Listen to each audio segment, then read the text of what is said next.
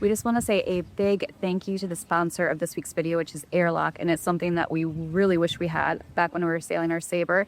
And we also want to say thank you to Eric Berger and Greg Gutman for purchasing items off of our Amazon wish list. For some reason, those QR codes are still not letting us send out those personalized thank yous, but we wanted to let you know that we did get those items, and we really appreciate you supporting us.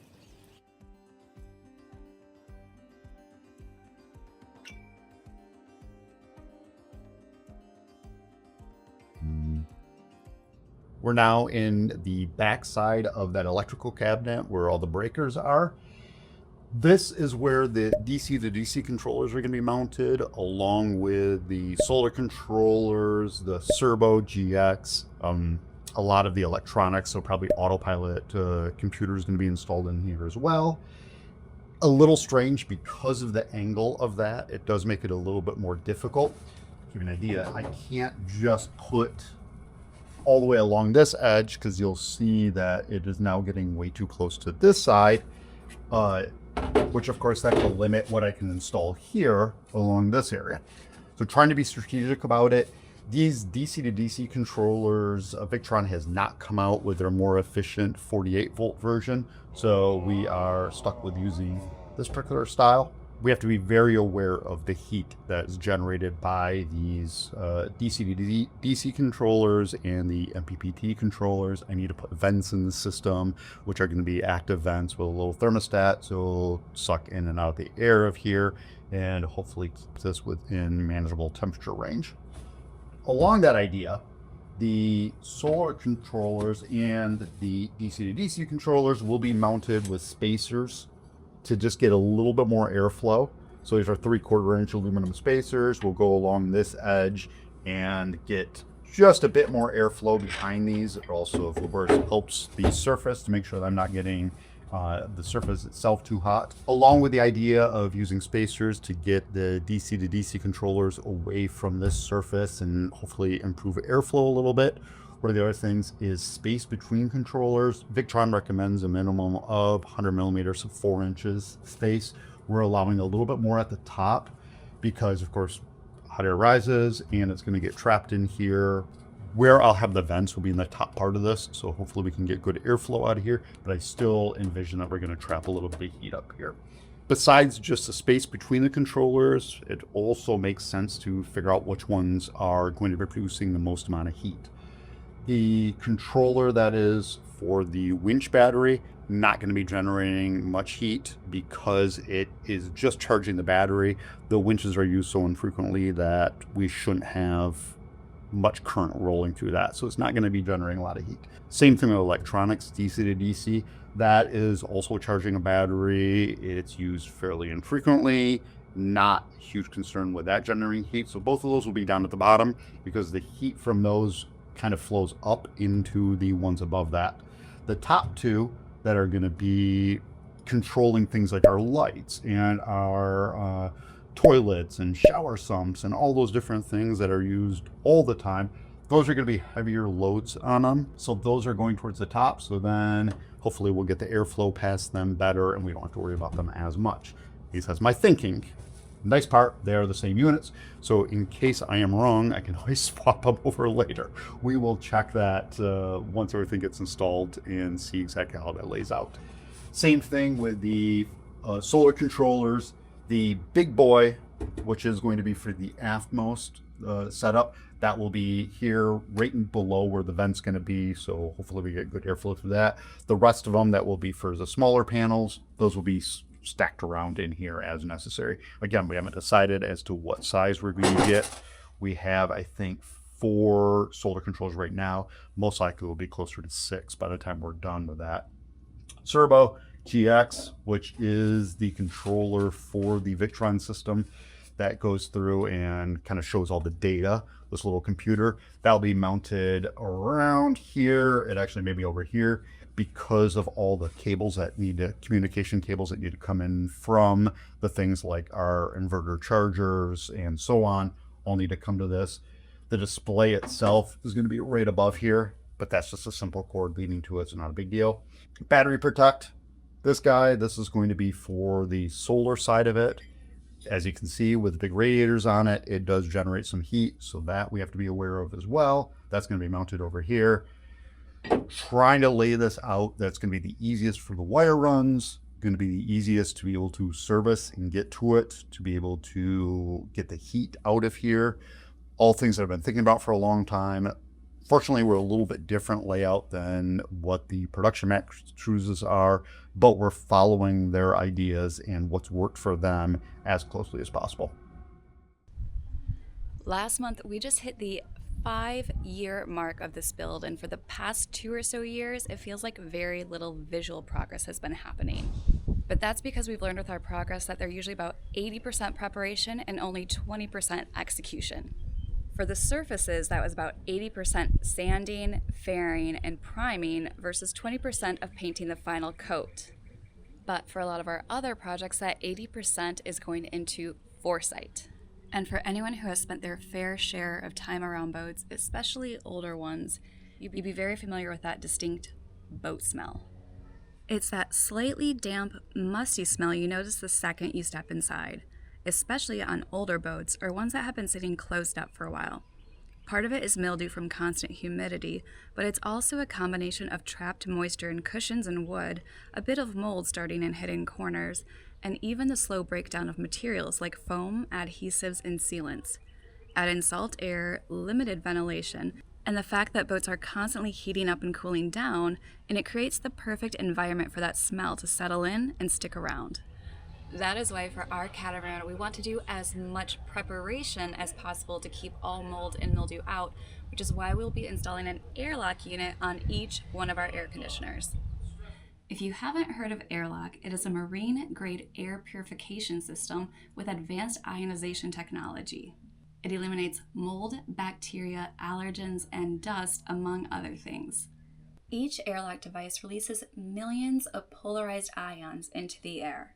The ions attach to particles in the air, effectively neutralizing them, and then they clump together and fall out of the air, making them easier for us to clean. So now I'll pass you off to Matt so he can show you where each one is going to be located and how easy they are to install. Sorry guys, I can't show the unit actually working yet because we don't have our electrical system done, but I can show you how easy it is to install. It's just a magnetic mount on a metal piece with double-sided tape. Just make sure the unit goes within the airflow, the air intake for the air conditioner system. What we'll end up doing is we'll mount it right here, which means it will be right in that airflow, and then it gets wired to the 110 volt side. So if you're tired of dealing with that boat smell and want to keep things fresh, we've got a link in the description box and the pinned comments that will let you get $30 off your purchase of $199 or more through Airlock. I've talked a little bit before about the issue with heat in this area. Specifically, these DC to DC converters, they're not the most efficient thing in the world. So in the meantime, we're going to keep these. Because this is kind of an enclosed closet space type of thing, we need to make sure that we get good flow through here. So I talked about before that there's going to be a fan here exiting out. There's going to be a fan here exiting out. The other side of that is we need to be able to take air in. There really isn't a good location to be able to get air through this properly. So what we've kind of decided to do now is, this is our owner's berth. Can't really tell right now, but this is the owner's side. This companionway, this opening here, has a sliding door that comes and slides and covers this whole space. So we do have some privacy here. The original plan is to have the sliding door and a door on this. So when it's closed, we won't see this area. We've kind of come to the conclusion that airflow is going to be much more important. So what we're doing now is we're not going to install a door here. It's going to be just that sliding door. So majority of the time, it's just the two of us on board where we don't need the privacy then. We're not going to be closing this space off at all. The slider will take the place of a door. In the base of that, we will have a big air vent. So when it slides over to this side, it's covered by the steps themselves. But when it's over here, it's going to be in this area, in this lower area here will be where that vent is, and be able to pull air through this whole thing. Not the optimum solution, because then we are staring at this when we do actually have this closed. And eventually when we do get another cat, because we loved having Georgie aboard, I just envision them getting into this area. So we may end up doing a plexiglass cover. We may do something over the top of this, but it's got to have a lot of ventilation in it to make sure that we're getting proper airflow. Part of that, again, I said, was DC to DC converters. The other side of it is the hybrid, the motor controller. Now this is the one for the other side where the engine is, but they're identical, size, weight, everything like that. I've been trying to figure out how to install this in the space. I had kind of planned here before we got this everything in place and kind of could see what it looks like. It's going to be way too tight in there. Yeah, I need to be able to get in to program it, to be able to run the wires, everything like that. So instead, we are installing it in this space. This little cubby area is where majority of the wiring run is. As you can see, there's conduit. There's also another one that runs transverse from side to side across the bridge deck area. What I did in the meantime is I glassed in these two tabs. And the idea here is until we get everything installed, the motor controller is not going to go in this place. It gives me really good access then to be able to pull wires from here and run them into their little conduit areas, which goes to all the circuit breakers, everything like that. I can get this nice and neat. Then after that, then I'll put the motor controller in. It's just getting bolted to 6mm 1/4 inch plates that go here and mounts in this area, so it's easy to remove if I do need better access to that. And also because it has no back on it, it allows a little bit better ventilation. To make that work, I need to have holes in this floor, this top area, to be able to make sure that air is flowing through there, but I will do that a little bit later once I do get the vent covers in for that. Get those installed, get this set up in here just to make sure everything fits properly. And then I can go through and run the heavy cable through and everything else for that system. You can kind of see back here are where the wires are going to run then through to the electric motor in the back. Some of them are for the electronics of it, the sensors and everything like that. And then of course you have the big motor controllers, which are 2-gauge cable that run from this to that. The idea right now today is just to put this in place. I think I have everything drilled properly, but of course we'll see when I go to put it in there. I'll get this installed, just make sure everything fits the way it's supposed to. And then again, I'm going to pull this out of the way. One other thing I just realized too, we had this place all covered in plastic. I didn't realize that this bulkhead is going to be painted a kind of a grayish brown color, contrasting color, but all of this is supposed to be painted white, and apparently we forgot. So now I need to go through and get that all prepped and actually spray some more paint that I was not planning on doing, especially with all my electronics in here already. So like usual, 2 steps forward, 1 step back type of thing. I'm going to have to pull all this stuff out of place because the last thing I want is any overspray getting over all the stuff that's brand new and just got snapped into place. So pull that out, and then the next week we'll spray this so it's the proper color, and then we can kind of move forward with actually running the wires.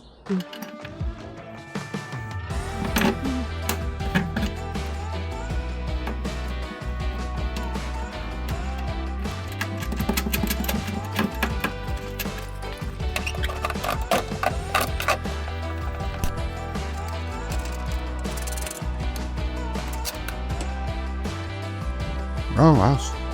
Good sign. Good news. Everything aligned the way it was supposed to, which is always a rarity. This. You can see how that's going to get mounted. I got to check to make sure she's level, just for me. But as you can imagine, a big opening vent here, cover. Be able to pull air through this. In the back of this area, then I will have vents coming through.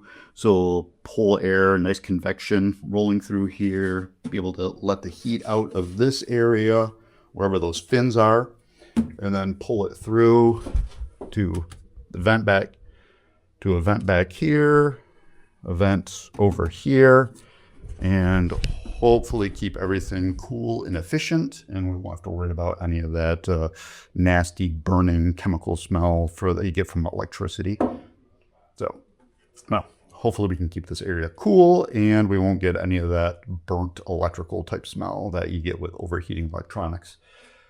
I know these are kind of notorious for that, so we'll see how that goes. The good thing is with the battery buffer that's going to be in this system, hopefully we won't be pulling a lot of current through these things all the time. It'll just be for little spikes when we run something like the electric winches. So hopefully that will keep these things cool enough that we won't have any of those problems that a lot of people have with them. Working on the layout now for the hybrid system. So we are working in so many different areas of the boat right now. I'm going to kind of quickly walk you through how these lines will be ran, what we're doing here. This is the air conditioner, through hull, and strainer. Ignore that. This side is for the hybrid system. So it has its own strainer. Again, want to dedicate it so I don't have to worry about it in case I'm running the air conditioner at all. Don't have to worry about it clogging up the hybrid system. Through there, up to the hose down. That comes up to a pump here. The pump then feeds into this cooler. This is a separate seawater cooler for the hybrid itself. Cooler goes through there and then out. There will be a through hull here to dump it out. This side of it, which will be just regular coolant, antifreeze, will run through this. This to bottle to hybrid motor to that intake. So that's how those all run. So we're working now heavily in the engine bays, trying to get those prepped, or along with our electrical system, going through and placing where all the hoses are going to be and everything like that. And I will show you where the isolation transformer is mounted. See, kind of an idea of where that's the space, all that set up. Reason for this location: we have this big, beautiful, empty bulkhead back here. This is our aft bulkhead of the bay itself. Would be a good location for it because it's easy to get to. We're really trying to optimize the balance of this boat. So anything that's heavy in this isolation transformer, I think weighs about 55 pounds. We're trying to bring that as close to the center as we possibly can, and every foot counts. Right above us is the helm. So we already have a pretty heavy area. The helm itself, all the things that go with that, the clutches, winches, all those types of things are all located directly above us. We want to make sure we get any of that weight out of the ends that we possibly can. Doing that, we move the isolation transformer from there to this location. Only thing we run into is the spacing. Now, ABYC, which are the standards within the US, you do not need an ELCI, which is, if you're familiar with like a GFCI that you have around any water source or around your kitchen, your bathroom, that little resettable button. The requirements are is you need a whole house version of that to supply the power to the boat, except for when you're using an isolation transformer and you're within 10 feet of the shore power connection. So where I've located this is right within that 10-foot range. The box that we're installing here today is going to be just for a single, well, 2-pole breaker that leads from the isolation transformer to our multi-pluses and panels. I'm putting in a little bit bigger box because inevitably, maybe later on down the line, I'm going to want to add another isolation transformer in here, and so that will allow me to upgrade that if I need to. Currently, we'll be limited to 3,600 watts coming in from shore power, so basically 30 amps roughly. So we will see. It allows for expansion, allows for us to upgrade later on if we need to, and to me, it's each one of these steps, it makes sense to go just a little bit larger in case we need to change anything later on. How I'm going to mount that, instead of like what we've done for the isolation transformer and the inverter chargers, which are to drill, decore that section and add those little inserts, instead I'm going to use these studs. They're adhesive studs made for actually bonding to composite surfaces like this, or even steel, aluminum, that kind of stuff. All you do is you use methacrylate, bond this into place, and then you have a great mount for anything, any component really. So this will be centered right there. Basically, I just need to find level, mark that off, and then prep the surface, which does, because this is painted surface, we actually went through and prettied everything up. If you can see how nice this area looks. So we need to scuff the surface up, so the bond, of course, is going to be strong. Now, this is bonding to paint itself. Typically not the best way to do it, but this is such a lightweight device and really it's not going to have any strain, so I'm not really concerned with it in this application. But I'm going to go through, prep that stuff, and then put that in place.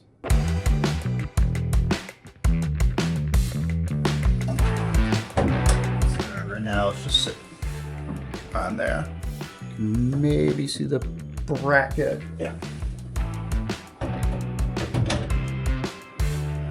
And then there's 2 bolts that hold that bottom part in place.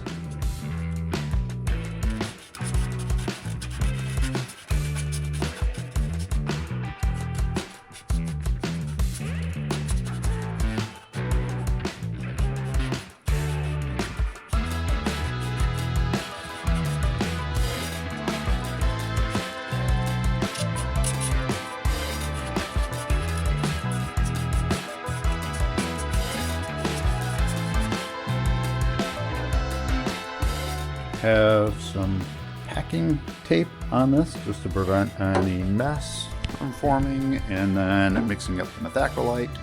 Now, typically you'd use a kind of a mixing tip on this to mix it up, but for this small of a batch, I hate wasting those stupid things. So I just mix it on a board like this, apply it with a tongue depressor, and move on.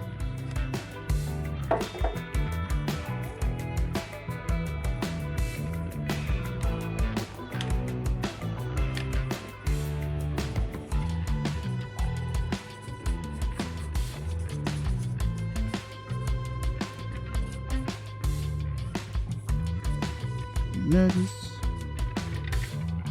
these into place.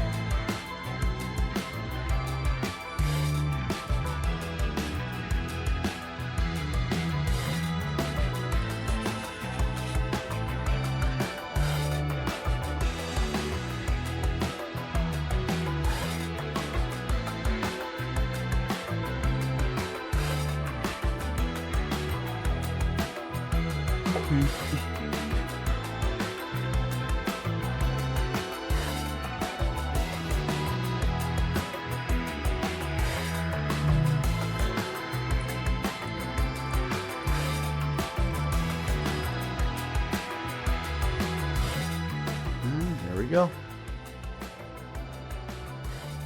So just need to let that cure a bit. Cure time for this is just a matter of minutes. We should be ready to go within probably 15 minutes. I can mount this in place and we can start that process of wiring.